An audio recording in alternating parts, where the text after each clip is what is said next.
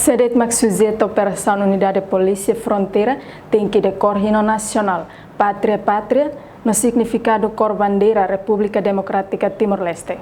Comandante Unidade de Polícia Fronteira Superintendente Euclides Belo, jornalista Sirha foi preenche programa Café da Der e âmbito comemoração Loron Tragédia Balibo 5 badala hatnulu Racing Hito e posto Balibo, município Bobonaro, sábado, Loron Sanulu Racing 5 fulang outubro tina rihun rua ronulu Racing rua. A cara que ela gosta, tem que decor. Se não tem moron, tem que se decor. Se é sujeita, a operação UPF, a PNTL, ali na fronteira, nem mais tem que decor Pátria Pátria. Né? Lá os castigo. O canta o hino nacional, né? Orgulho botida. O canta pela sala, bela lá los, importante em canta. Né? Tem que decor. Nebe idane amihala para depois hamete dia que tem sentido nacionalismo.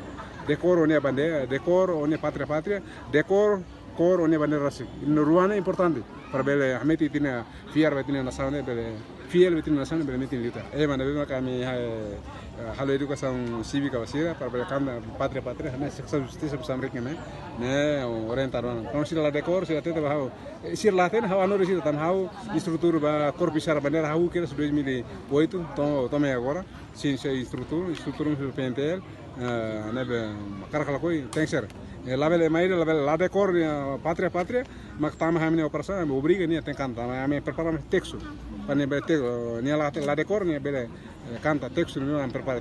Euclides afirma que na nebe polícia halau saimos hanesam vocação ida hodi continua educa cidadão Timor atu hatene responsabilidade ha domino respeita. Reportagem da Azaveira Televisão Timor Post.